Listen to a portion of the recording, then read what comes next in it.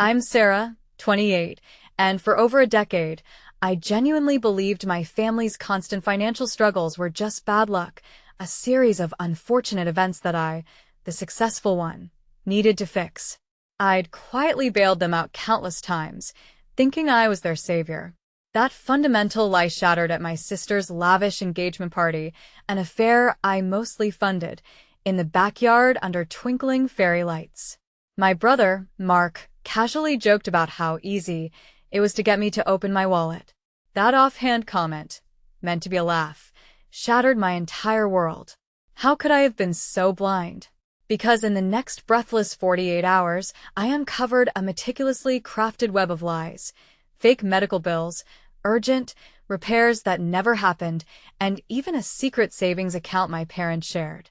Every crisis I'd ever solved was a performance, a cynical play designed to extract money.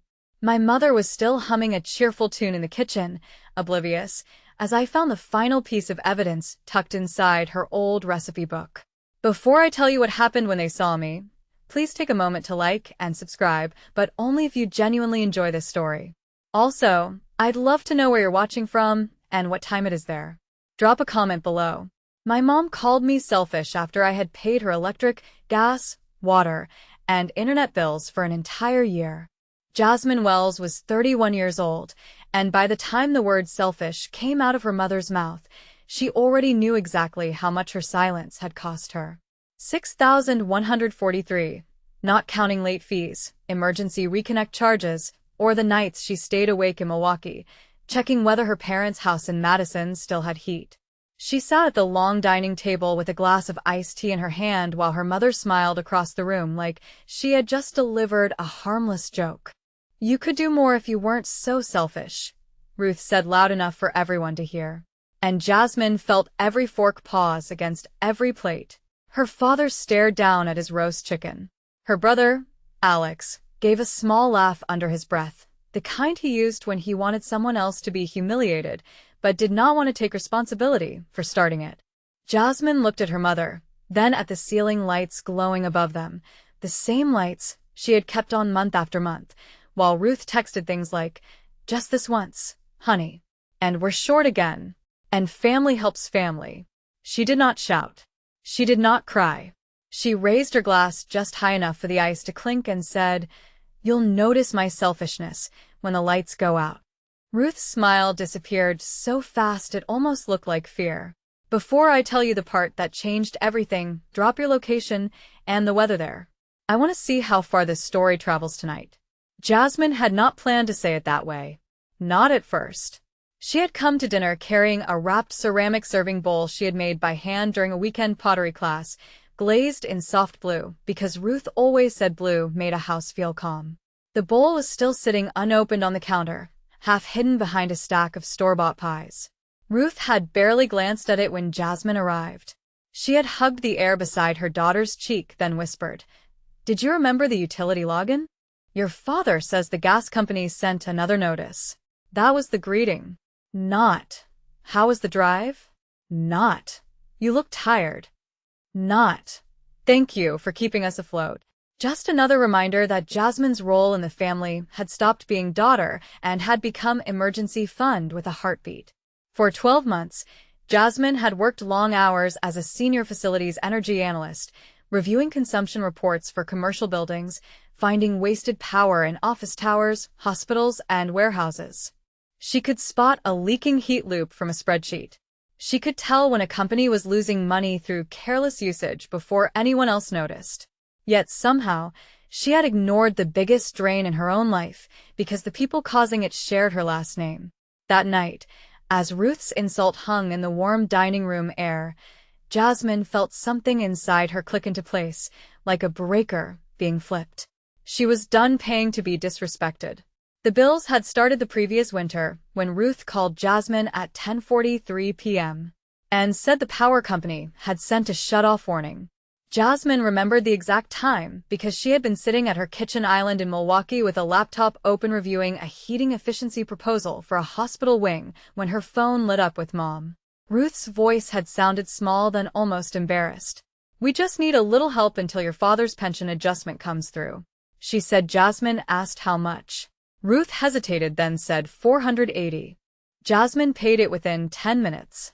She did not ask why the bill had gotten that high.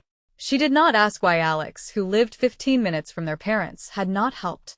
She told herself this was what a good daughter did. The next month it was the gas bill, then water, then internet, because Ruth insisted her church meetings were online and her father needed streaming to keep his mind sharp. Then the electric bill again, only higher. By spring, Jasmine had made a spreadsheet because numbers were easier to look at than feelings.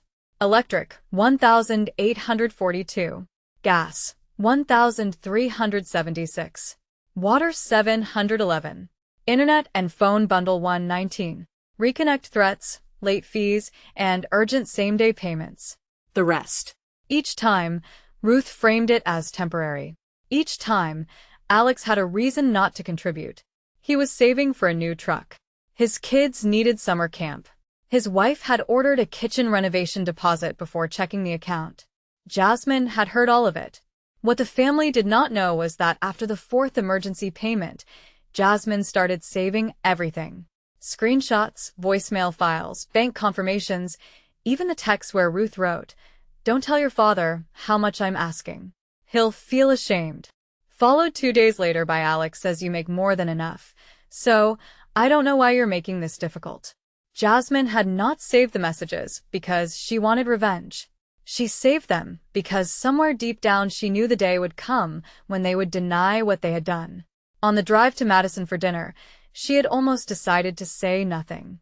The highway was dark, rain tapping the windshield, and Ruth had texted 3 times asking whether Jasmine could quietly take care of the electric before dessert because the account was being weird again. Jasmine stared at the message at a stoplight, then looked at the wrapped bowl on the passenger seat. She had made that bowl with both hands, smoothing the rim slowly, thinking maybe this dinner could be normal.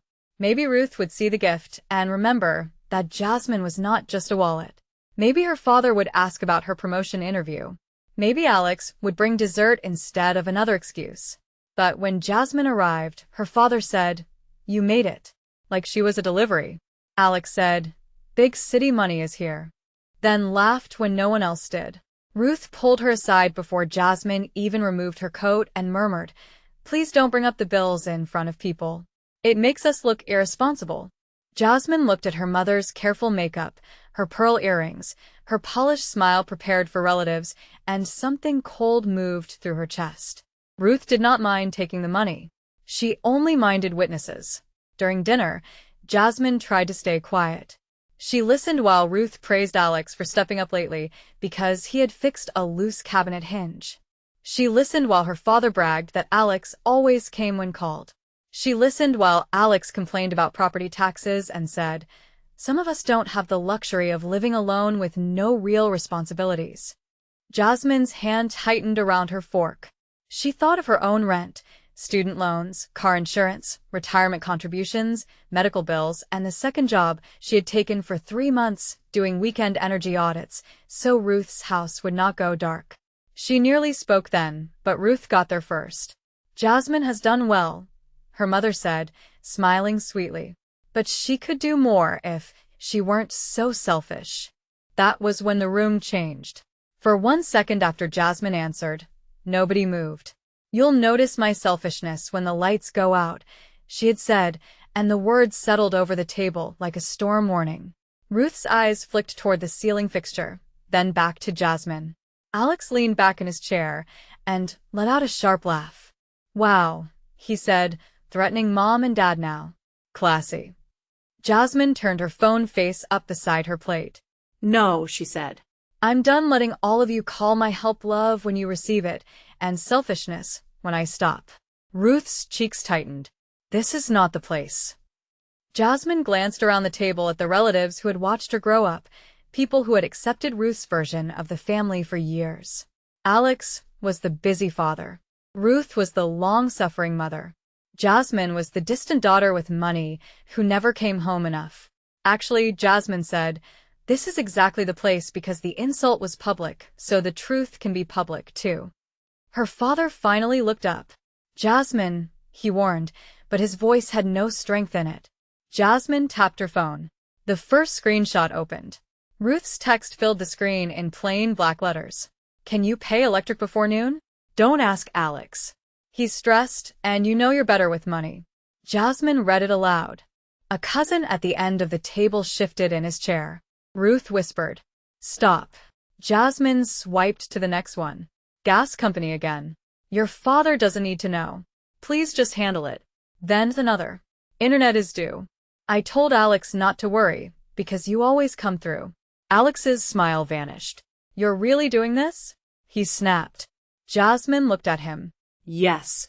She opened a voice memo. Ruth's recorded voice came through the speaker, thin but unmistakable. Honey, I know it sounds like a lot, but what else are we supposed to do? Alex has children. You only have yourself. The room went quiet in a way Jasmine had never heard before. Not peaceful, not shocked, exposed. Ruth reached across the table as if she might grab the phone, but Jasmine moved it back. There's more, Jasmine said. 12 months, 6,143. I have every receipt. Her father swallowed. Your mother said you helped with a few small things. Jasmine turned to him slowly. Dad, your house stayed warm last winter because I paid the gas bill in February, March, and April. Your light stayed on because I paid electric 5 times. Your internet stayed connected because Mom said your blood pressure appointments needed online access. I did not embarrass you. I protected you. Ruth's voice cracked with anger. You protected us by humiliating me at my own table. Jasmine felt her throat tighten, but her voice stayed calm. No, Mom. I protected you in private. You humiliated me in public. Alex shoved his chair back. This is insane. You keep acting like you're some victim. Nobody forced you to pay. Jasmine nodded once. You're right. Nobody forced me. You trained me. That landed harder than shouting would have. Her Aunt Linda, who had been silent until then, murmured. Maybe we should all calm down. Jasmine, you're not wrong, but don't make it bigger. Jasmine turned toward her. Aunt Linda, with respect, people like you saying don't make it bigger are why it got this big. Everyone saw it. Everyone benefited from the quiet version of me. Nobody objected until I started speaking. Ruth's hand trembled around her napkin. After everything I sacrificed for you, she said, switching tactics so quickly, Jasmine almost admired the timing. This is how you repay me? Jasmine looked at the woman who had taught her to apologize before she was hurt, to help before she was asked, to never let family struggle, even if family watched her drown. Did you sacrifice for me? Jasmine asked quietly. Or for the picture of a perfect family you could show the neighbors? The color drained from Ruth's face. The dinner was no longer a dinner.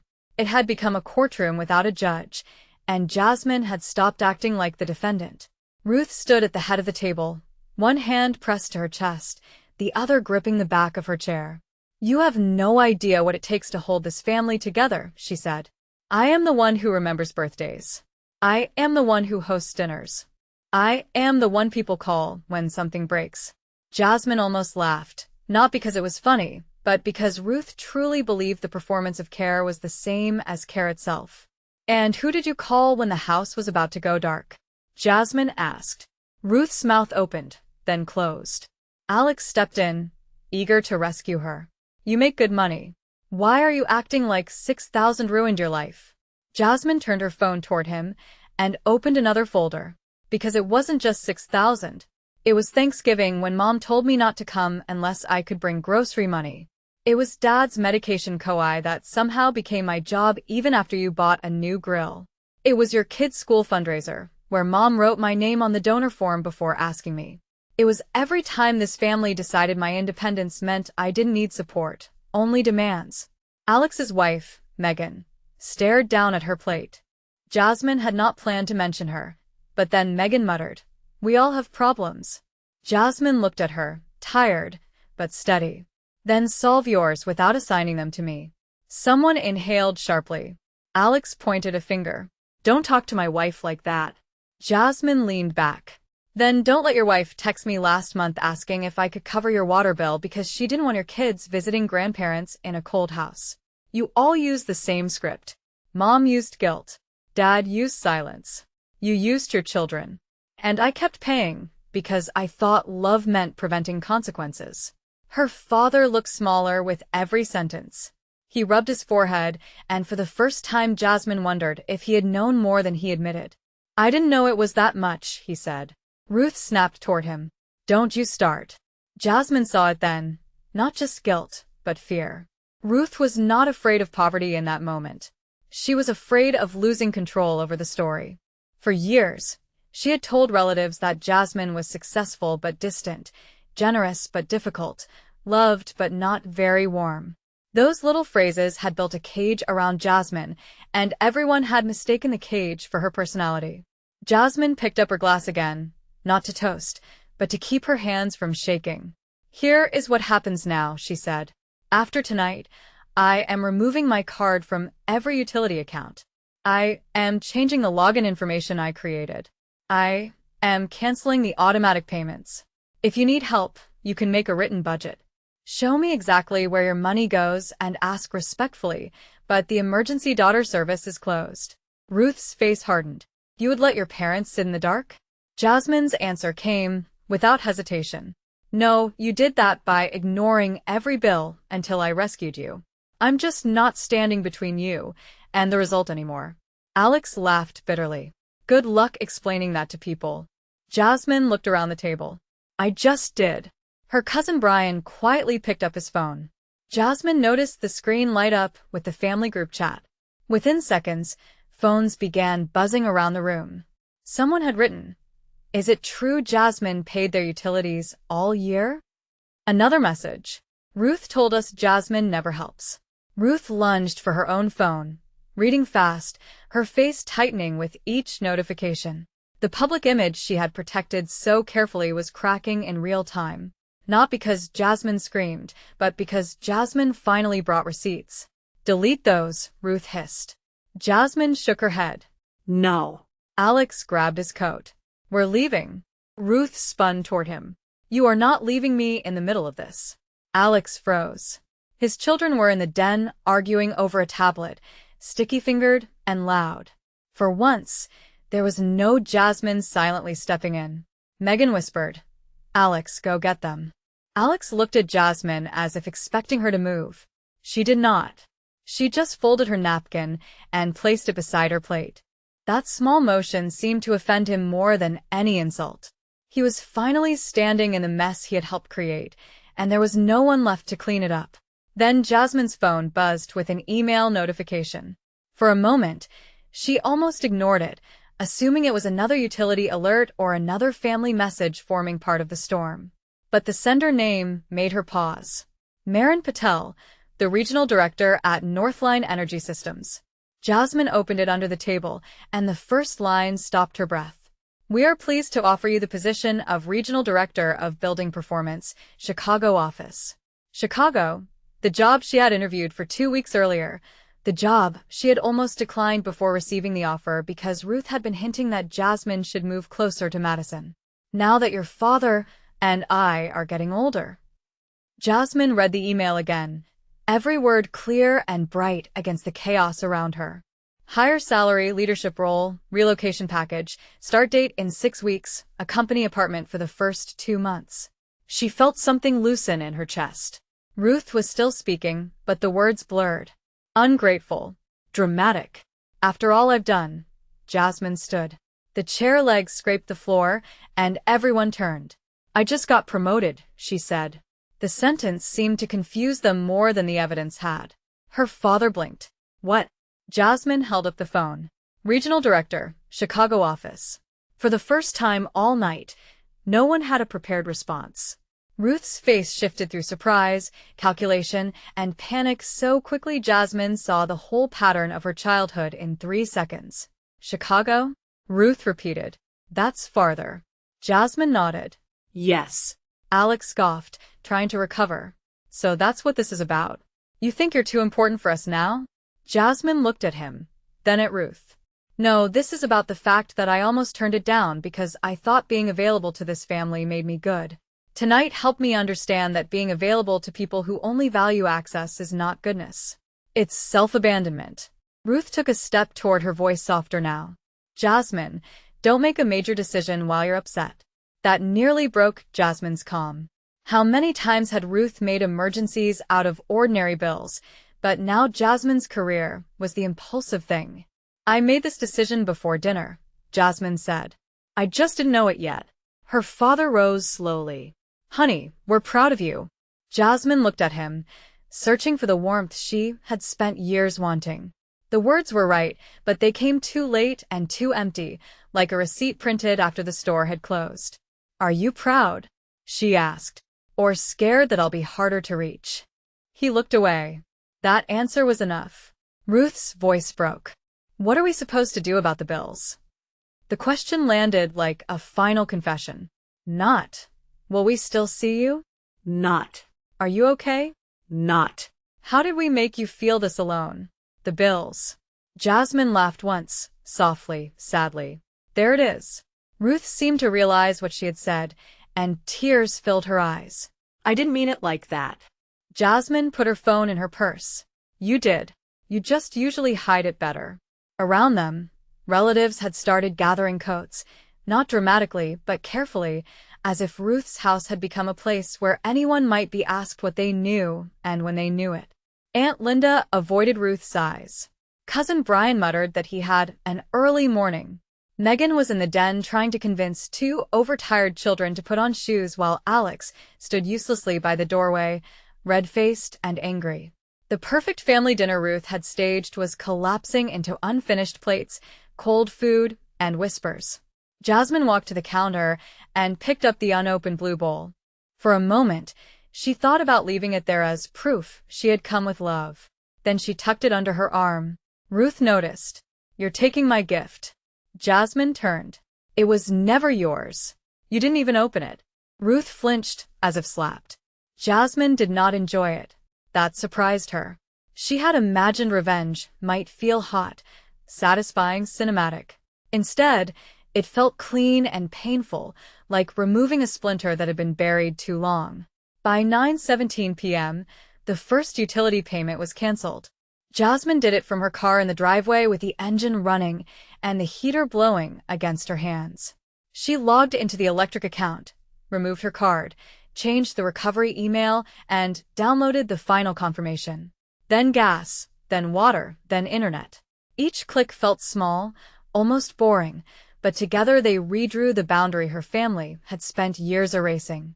Inside the house, through the front window, Jasmine could see Ruth moving from room to room while relatives avoided her.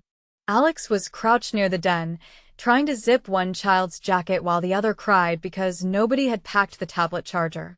Megan's face was tight with embarrassment. For once, Jasmine did not open the car door and rescue anyone. Her phone rang. Mom. She let it go to voicemail. Then Dad, then Alex, then Mom again. She watched the calls stack up the way bills used to stack up. Urgent only because someone else had refused to handle them earlier. A text appeared from Ruth. Please come back inside. We need to talk like family. Jasmine typed, family does not mean access without respect. She did not send it right away.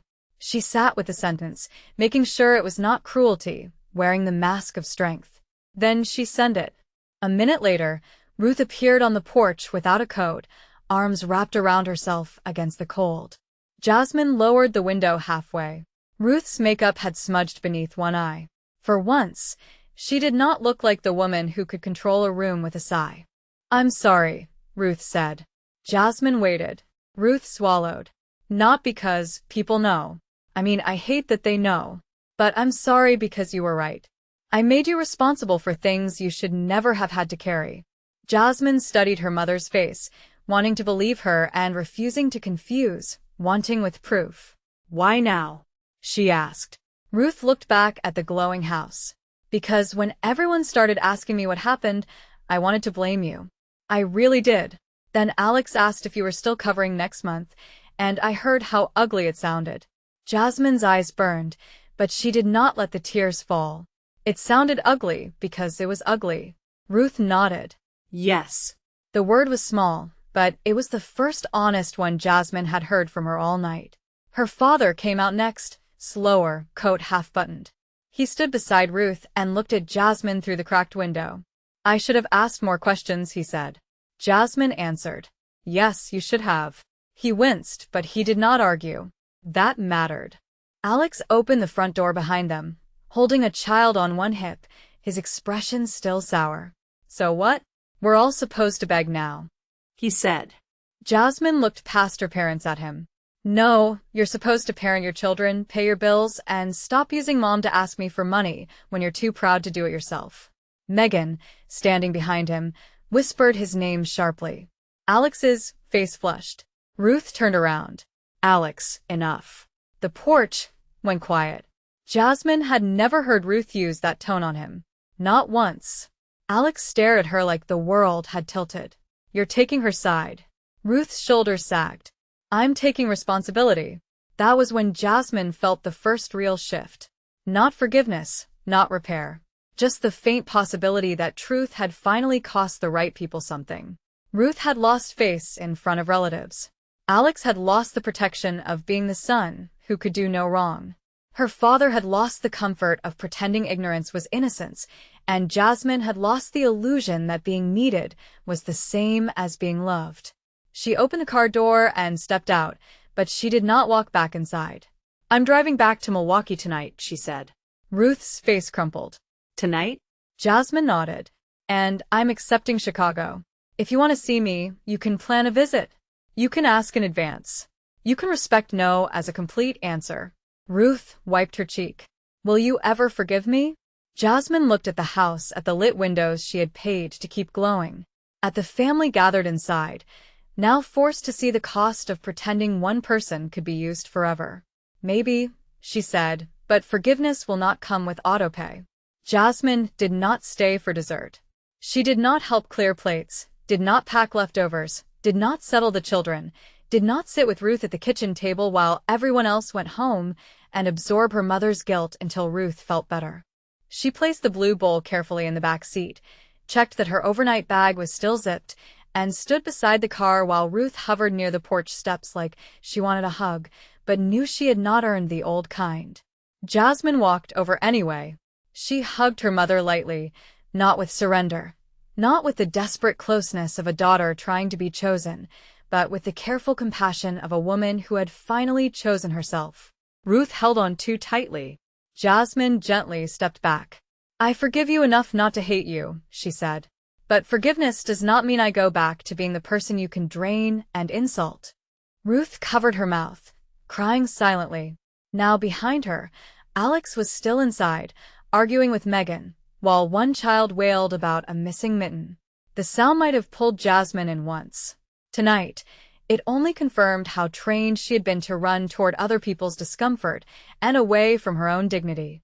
Her father came down the steps and handed her a folded piece of paper. It's the pension statement, he said quietly.